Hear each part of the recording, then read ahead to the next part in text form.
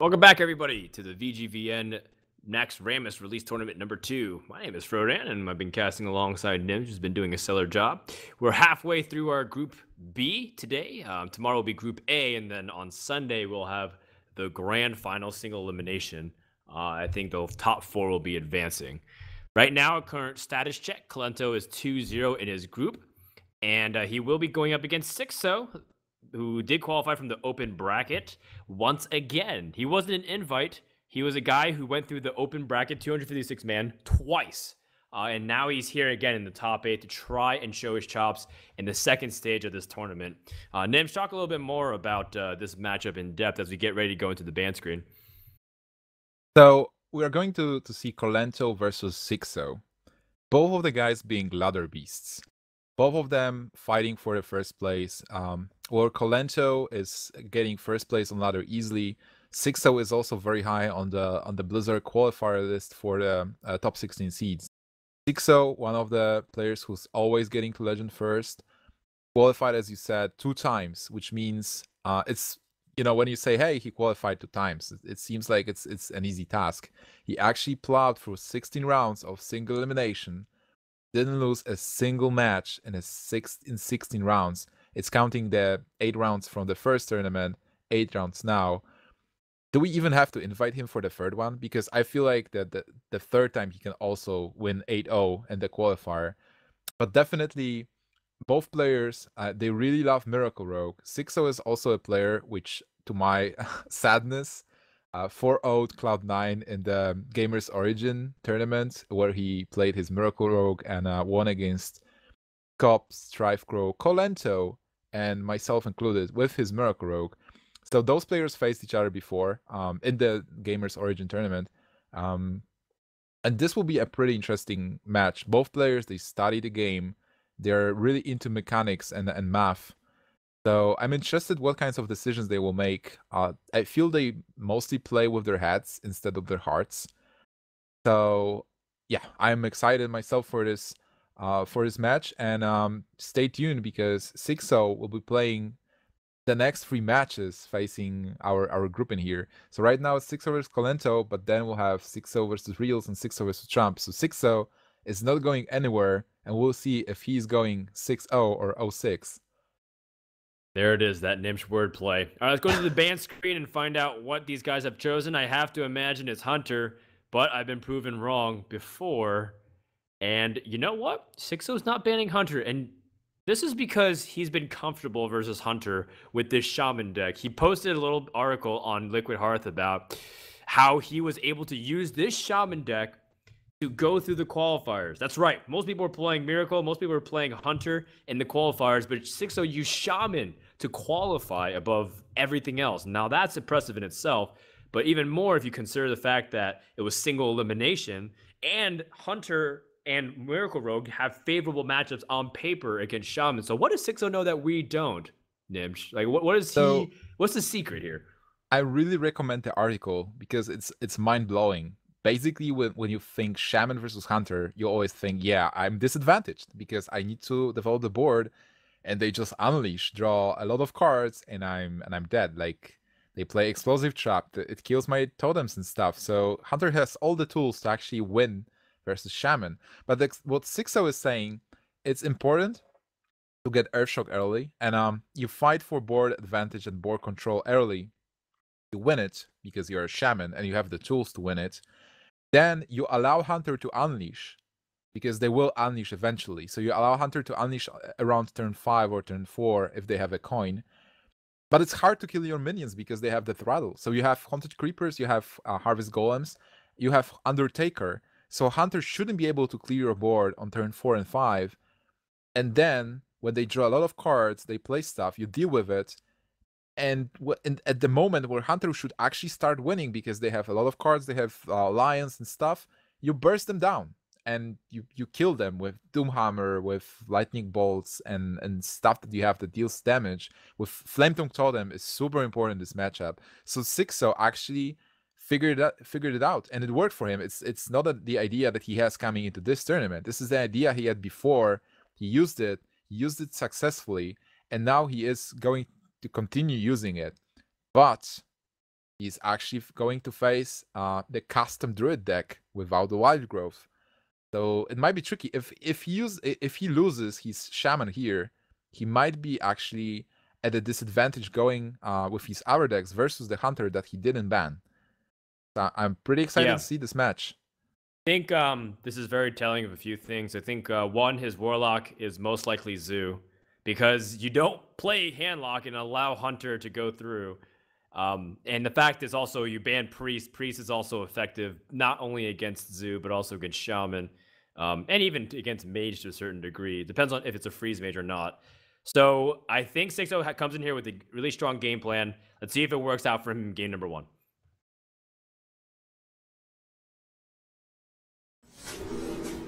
All right, we've seen how effective this Druid deck can be. Ooh, wow. So I was not expecting him to have a bright orange background like that. Oh, lively. He got a haircut and everything. Well, last time we've only seen an image, and right now it looks pretty professional. He cleans up good. Not bad, Xixo. Bad.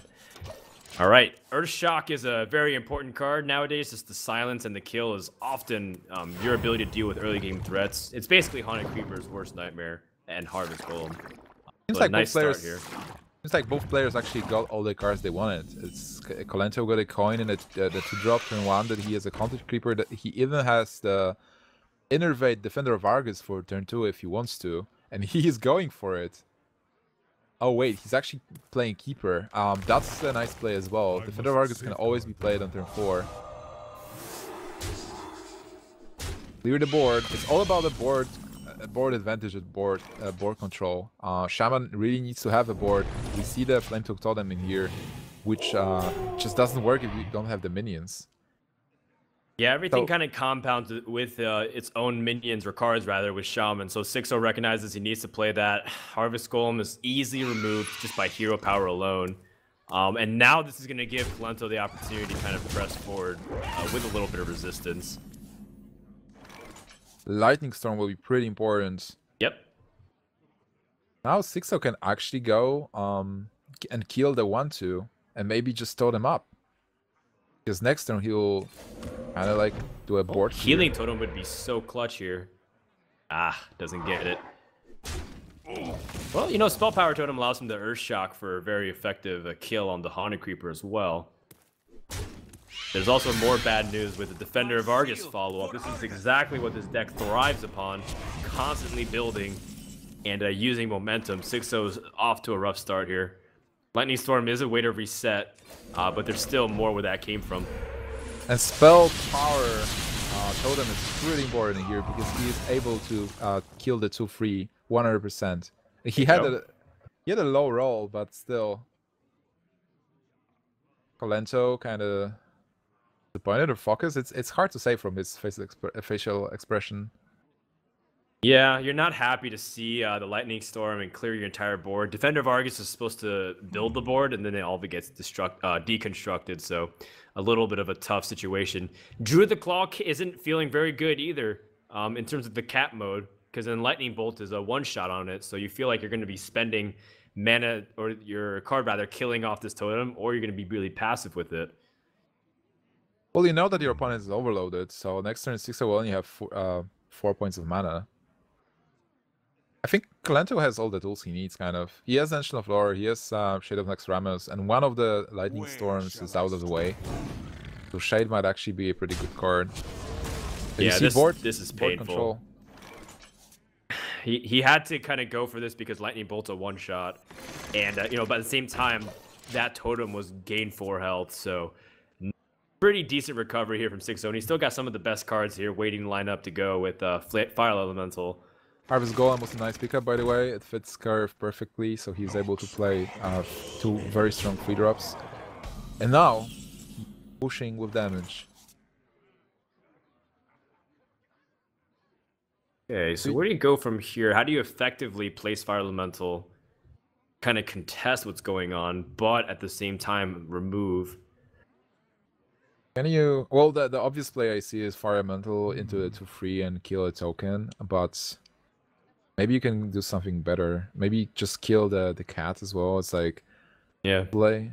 Use like a rock biter to trade and then fire elemental to kill off whatever the harvest golem is anyways.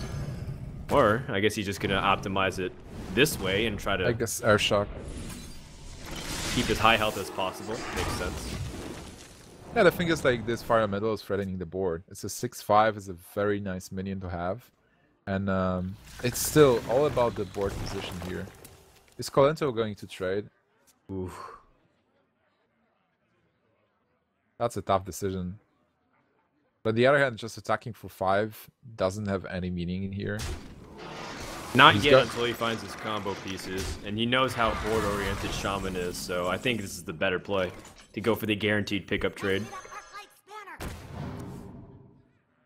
Interesting how he killed the Harvest Golem instead of the Fire God, Elemental.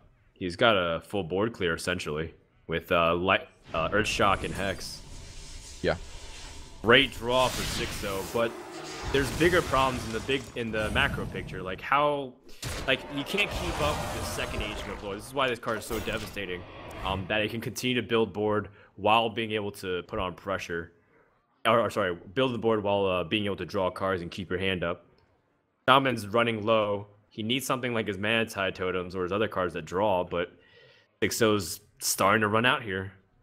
Yeah, certainly. If the board is clear this turn and Kolento can just play Force of Nature and clear the board and then play Echoing Ooze, so he's clearing and developing the board at the same time, then Xixo only has 3 cards and they are buff cards.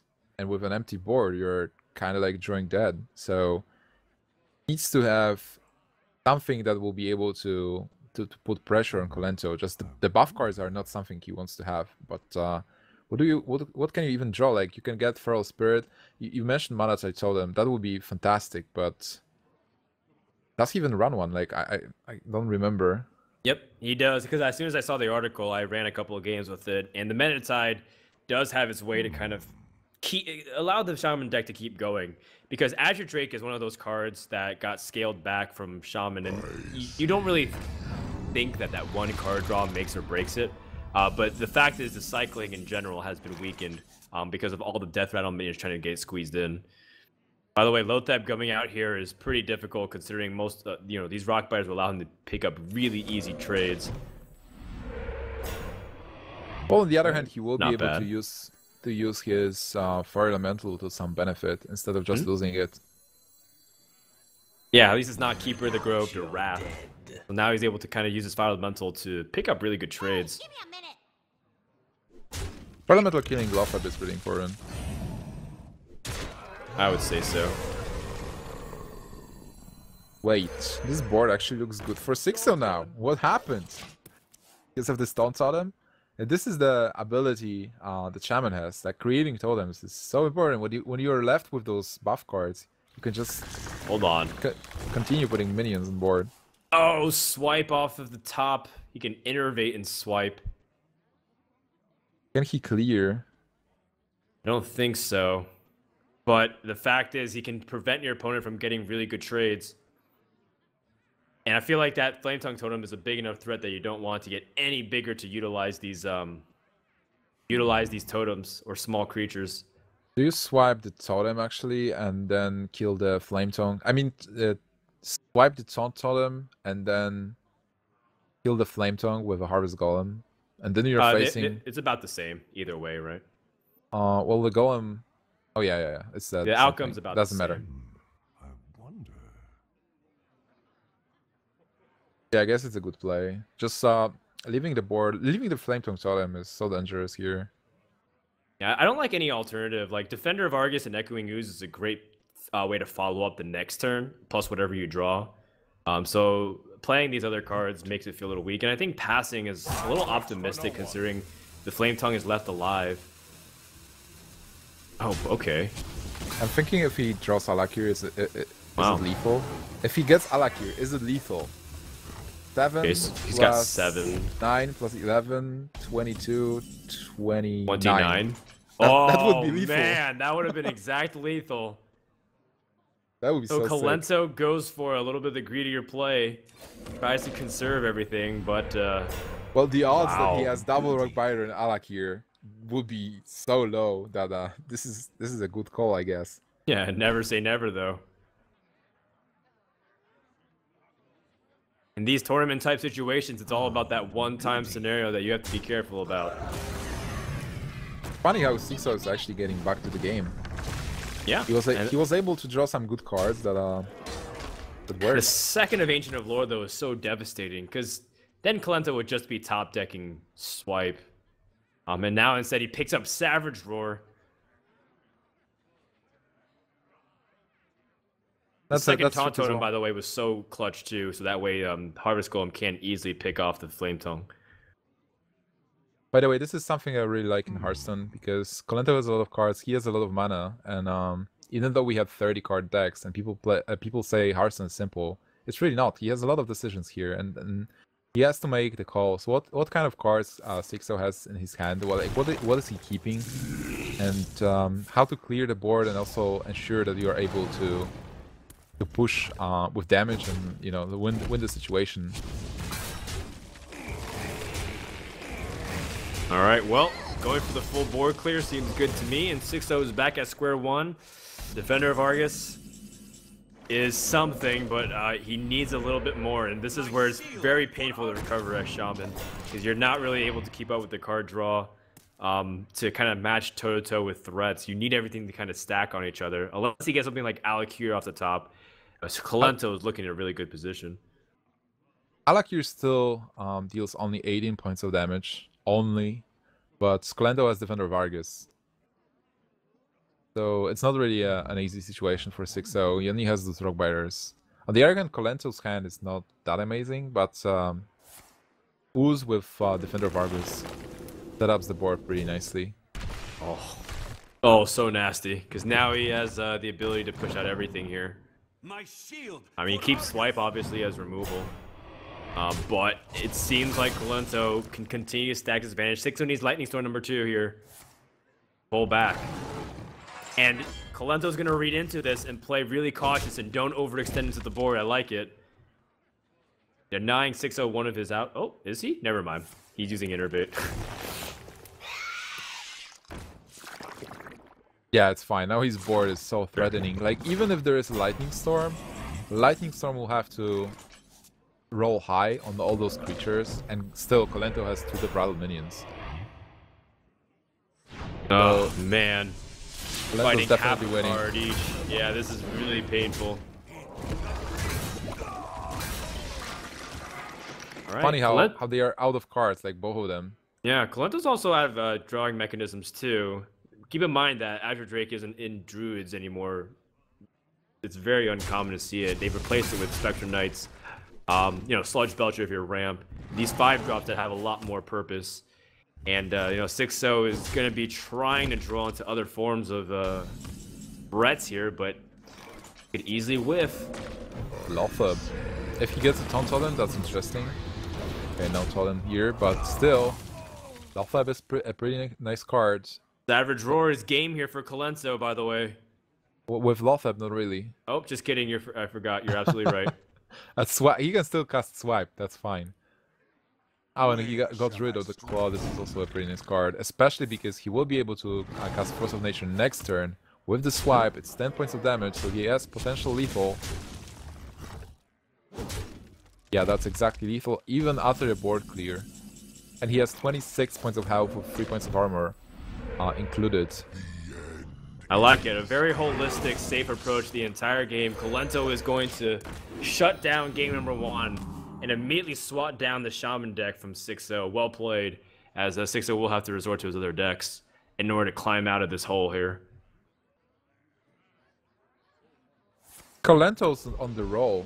He's focused, and I think even though he had he made some mistakes in the first match, right now he's playing really well, and it seems like he's warmed up. And look at his face. He looks like a stone cold killer, which is slaughtering those decks. Kolento? You really think so? I feel like Kolento couldn't hurt it fly. Come on, man. Okay, I felt like he seems like too nice of a guy. Oh, he is a nice guy. Oh, definitely. Yeah. But when you're focused, it's slandering your teammate name. Shame on you. Calling him a killer. I'll stop talking. I'm just messing. No, I'm just messing, man. I know what you mean. Like Kolento's pretty ruthless, very systematic, very efficient, making sure to not try to cut any corners, right? Not attacking face if he doesn't have to set up for lethal, right? He could have obviously left up a totem and go for a little bit extra overkill just on the off chance his opponent has a heal and a taunt. But he decides to just go safe and make sure to be very scientific about his approach. Meanwhile, Xixo is going to go for his Zoo deck here, which seems to be a very logical conclusion based off his bans. Leaving up Hunter for Handlock would be really poor choice, and Priest is also very effective against Shaman and Zoo, so taking that out of the equation. But, just because it's Zoo doesn't mean it's a way to stop the Druid, right? We saw in the previous series that Kolento played that the Druid deck can still overrun the Zoo. Yeah, if you like empty your hand on the first turn, definitely. But still, the Zoo is a bit different. And even changing a couple of cards, changing the flavor of the deck. Xixo is running double Mortal Coil, which is kind of out of the metagame, but well, he here brings it again, and it looks like a good card actually, especially versus Hunter. He's also not playing any power overwhelmings, so it's kind of like a standard Zoo, but there are small differences. He decided also to play double Dark Iron Dwarf instead of one, as many players before. So yeah, Kolento seems to be disadvantaged in this particular match, but as you mentioned, if you have a sick draw, you can still do it. Xixo's Zoo lock is also good against Hunters too. Things like Mortal Coils allow them to effectively trade while being able to keep up the draw. So it seems like he's taken a very holistic approach on how to deal with Hunters, even if he's not going to ban it. And I like it. It's a cool strategy. And I also want to see his Mage deck too. I'm very curious now that he left Hunter up, but he'd bring Mage. I wonder if he's taking a more Strife Crow-esque approach and play No Secrets. But we'll have that in due time. In the meantime, game number 2 is about to begin, and we'll see if Kolento is going to keep up this win streak and advance in first place in his group.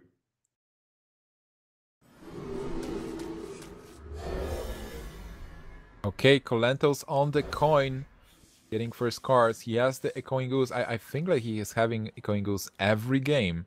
And on the other hand, Xixo, pretty cool start, I guess, with and he got the Haunted Creeper, which is pretty nice as well. I like having Argent Squire and Abusive Sergeant, just in case. Also, Abusive Sergeant and Nurbinag are pretty cool. Definitely Abusive Sergeant, a pretty cool, good card, and the Zoo deck.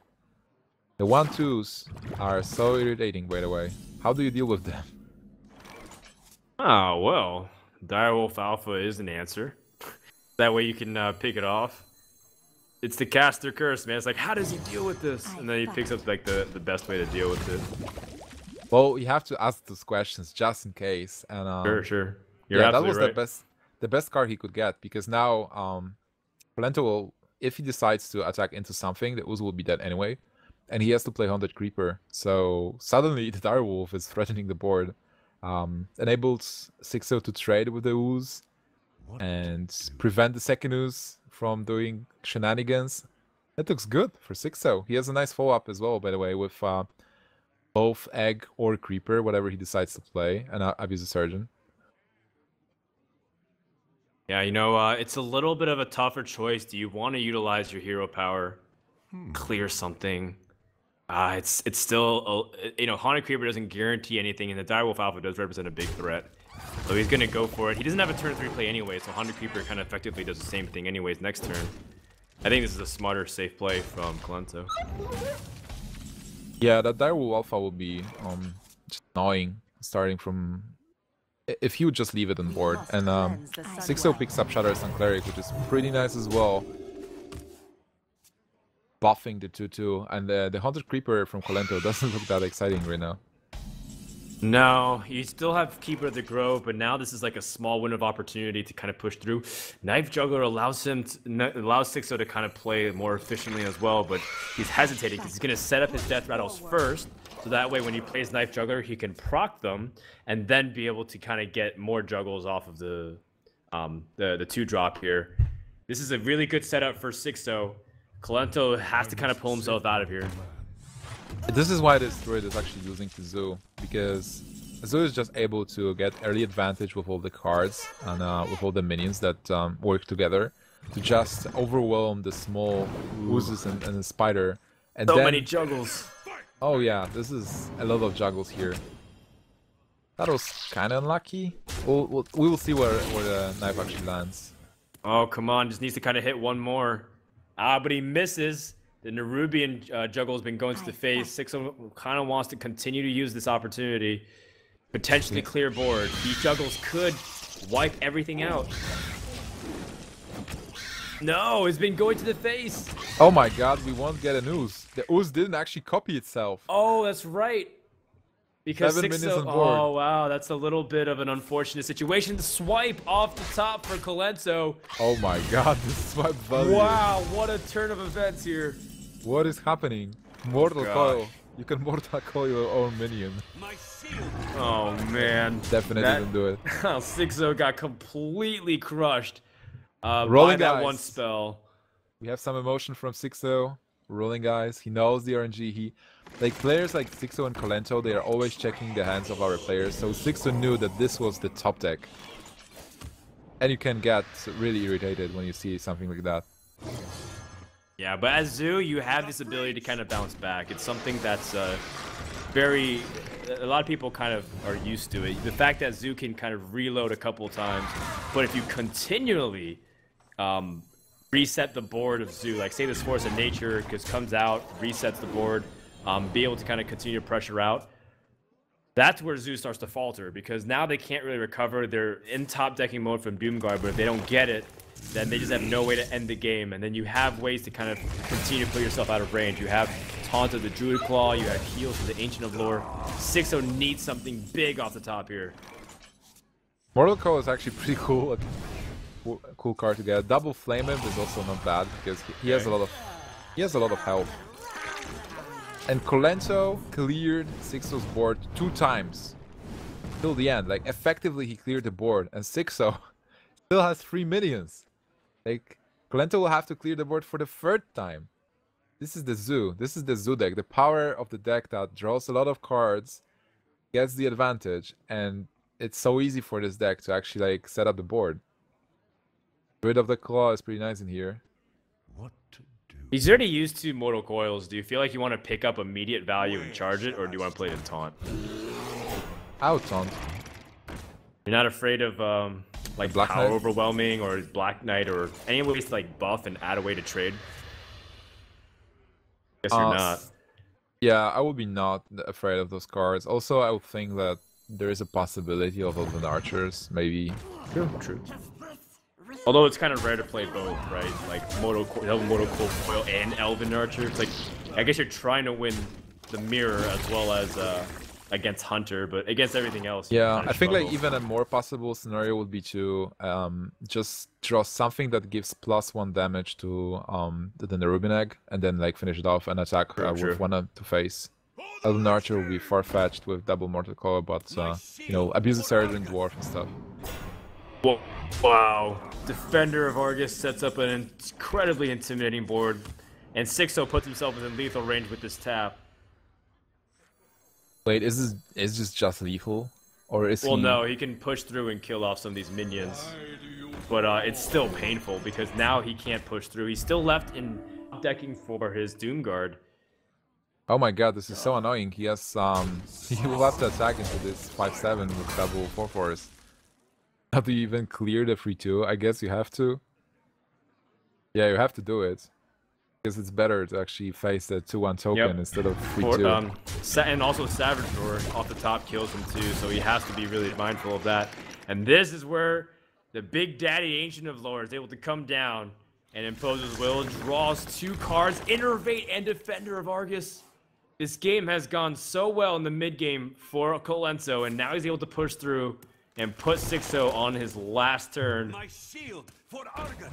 Xixo is running out of steam. As now his board was effectively cleared for the 3rd time almost. And I don't know. Not gonna be enough. This is the game. Kolento jumps out to a 2-0 lead, and Xixo is gonna have to go to his Mage deck to bail him out. But I don't think he wanted to do it under these circumstances. Kolento is also 1 game away from securing 1st place in one of the most dominant fashions we've seen. In fact, Reels was the only guy who qualified from this group this dominant as well. Oh my Very god. good day so far for Kolento. Look at this mage deck. This is something totally different.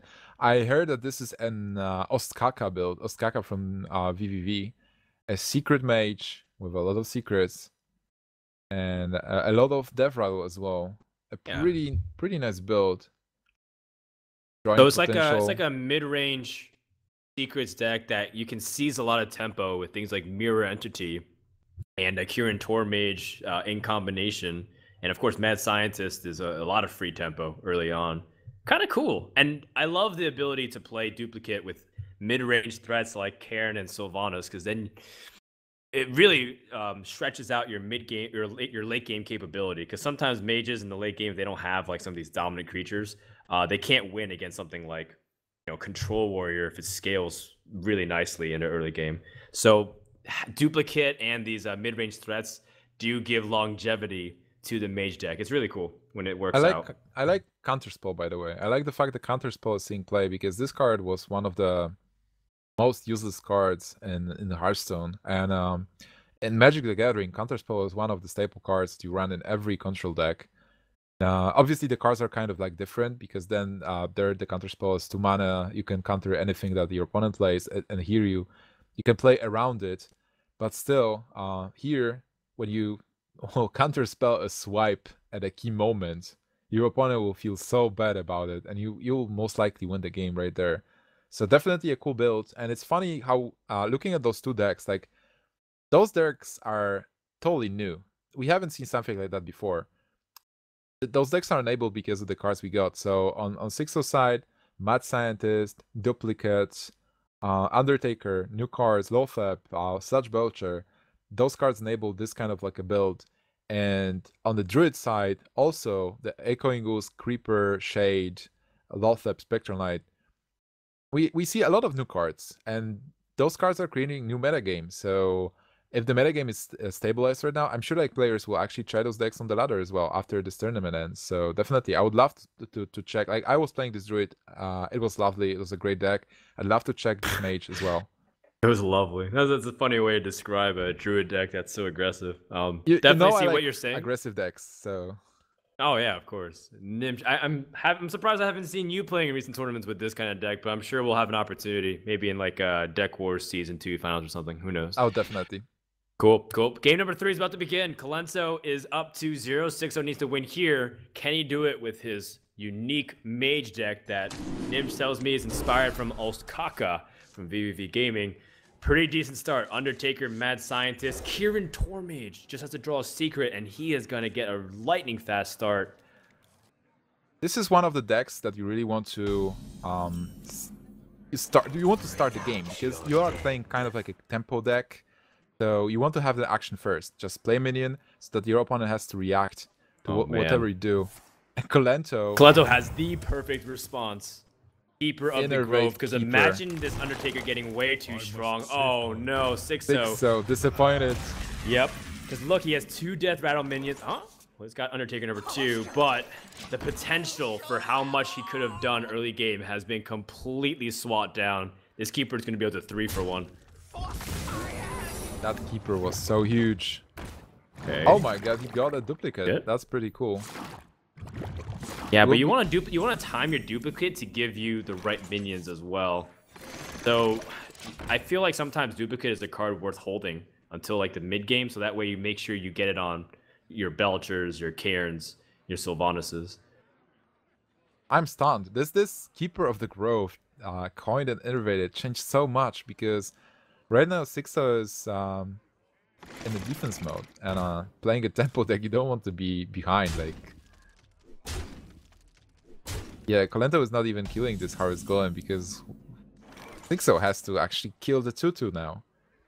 Xixo has to defend himself, and he doesn't even have a secret to utilize Kirin Tor's power, so...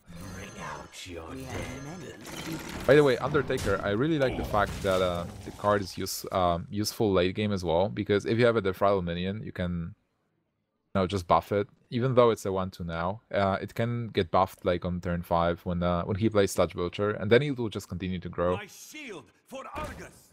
Defender of Argus comes out, and builds a really strong board, does Kolento feel like he can press for damage, or is he going to continue trade? Is this duplicate? And if so, what do I give him? Do I give him an extra Undertakers, I Harvest Golem? guess. Do I give him Undertaker? It's the least threatening card, at least on paper. Until Undertaker becomes Echoing Ooze, right? Where you just kind of play you play them 2 and you play a Death Realm and Yeah. you become 2/3s. True. Well, Xixo won't have the mana for that. Now being Kolento, you have to think if you want to trade or go for face, I guess.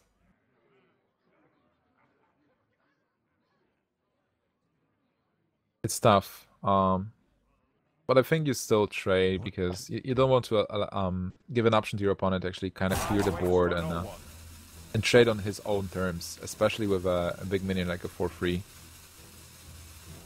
Yeah, because if you ignore, then your Tormage can dictate trades on this by itself. It can collect a 2-for-1 based on value, or at least a little bit more with some of the mana.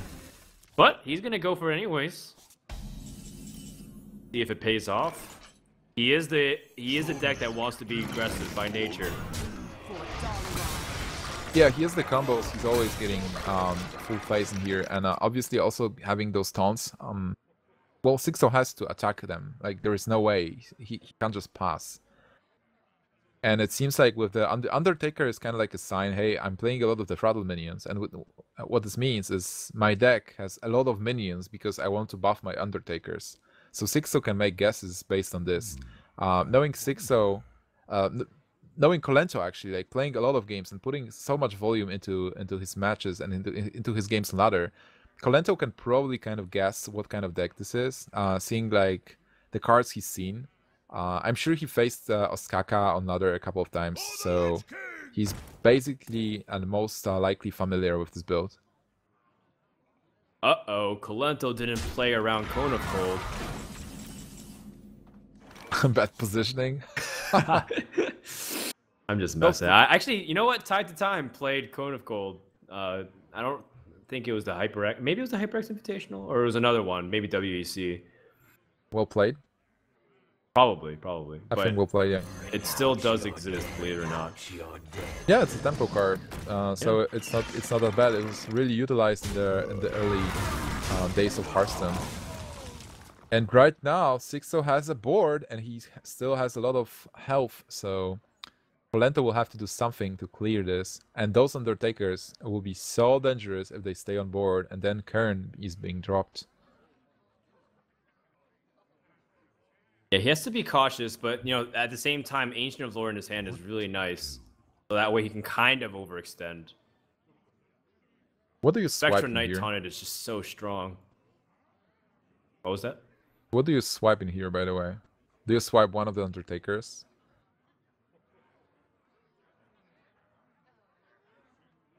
Do you really need to swipe here? You might not have to. Well, if you can play Haunted Creeper and Defender of Argus, I guess, and kill the free one. Yeah, I guess you create a wall. I mean, if you create a wall that is this Spectral Knight, your swipe next turn is still just as potent as it is this turn. I like this play, by the way. It's you're not only taking 1 point of damage to the knight, and from the board, he wouldn't be able to kill the knight with the hero power because you can't even target the Spectral Knight with the hero power. But he has Kern, so now he is able to actually clear this guy. Right, Xixo's gonna freeze the Spectral Knight to prevent it from being able to pick up easy value on Karen. I like it. Meanwhile, Kolento has an interesting choice. Is there a way to set up an optimal swipe? It looks a little tricky. Yeah, the Undertakers are pretty bad for Kolento. They are growing, and you have to assume that they will grow again. Do you have to... Well, you have to swipe, I guess, because Water Elemental is just too annoying. Then what do? It's you're left with... Haunted Creeper. Yeah. That's pretty much it. Because then, if you do... I mean, you could also... Hero Power, but I feel like it's a little useless. I think Haunted Creeper does the same thing. I guess you swipe and one you- Undertaker and then Yep. kill the Drake with a 2-free attack, and play the Haunted Creeper. But that's There it. you go. Or maybe you kill the Undertaker, the second one. That might be even better. I think you have to kill the second Undertaker here. Time waits for no one. Kolento is running out of time, but we all know that this is most likely the play he's going to go with. Swiping is really effective here because Mage, their card draw is pretty limited unless of things like Arcane Intellect. Lothab. Lothab off the top. A perfect curve. What's slightly annoying is that you couldn't be able to hero power and push through this trait. Oh man, because if he was able to use Mirror Entity beforehand and then hero power, then he could push through this 5/3. But now he has to use the first life of Karen in order to go through. Well, you get what you get, but right now he developed a pretty strong board, and with her entity just sitting there, Kolento would have to play a minion anyway, so Xixo is getting pretty good value. And on the other hand, the 2-1 and the 1-2. Shade of Next Rammus. Hey, I mean, I guess it basically put a Shade of Next Rammus in his deck anyways. Where shall I strike? well, Kolento's board with the 1-2 and 2-1 is not that exciting, but the 4-6 is Druid is pretty good. Then again, he has Xixo has a hero power. Yeah. So he can just kill the 4-6. Oh, that's why. That was a nice play. Attacking with a There you spider go. into Lothab so that it can All actually right. die. This is pretty decent for 6-0. Card advantage is really powerful. Another scenario where he's not able to squeeze in hero power and play everything he wants. Yeah, poor water elemental, but killing the spider. Okay, interesting. It looks Okay. it looks good for 6-0. Well, hold your thought before Ancient Lord draws its cards and shows you that he picked up Harvest Gold, or sorry, Keeper of the Grove and Swipe off the top. So he has Okay. answers to the things next turn. I actually missed that Ancient of Lore because he was in the process of playing it. So I'm looking at Xixo's hand, Kolento's hand, and I'm like, Yep. wait, I remember there was Ancient of Lore, but where is it now? And yeah, for Kolento it looks pretty good with the 5/5 and a 3/3. He still has 26 points of health, so that's plenty, and more cards in hand. So maybe this turn it's not amazing. He has to decide what to do. He can actually even pass, but I actually think do trade and Shade of Naxxramas, the Shade of Naxxramas. I don't know. Do you even pick up value and kill off the Gnomish Inventor? Yeah, Gnomish Okay. Inventor kill is cool. Your Makes Shade you a will little be... susceptible to hero power. Oh yeah, definitely. Hero power will be used next turn. Oh, Sludge Butcher is a pretty nice pickup here. But then And again, he won't be and able to use the hero again, power. hero power just a little bit off. But you have to kind of play with the hero power. At this stage, your hero power acts as another card. It's just like, you know, play 2 mana and deal 1 damage. And you need to maximize it as best as you can, especially if you don't have things like Arcane Intellect going for you. Agreed. I really like how Xixo is using that hero power. It's not a mistake. He's getting value out of it. All right, well, 6-0 still needs a little bit more help. Needs some card draw. Kind of pull himself back. Fireball is not the card he needed. He doesn't have Yeah. a Pyroblast, so just using Fireball here. I guess yeah, removal card mostly. And he used hero power Wow. again.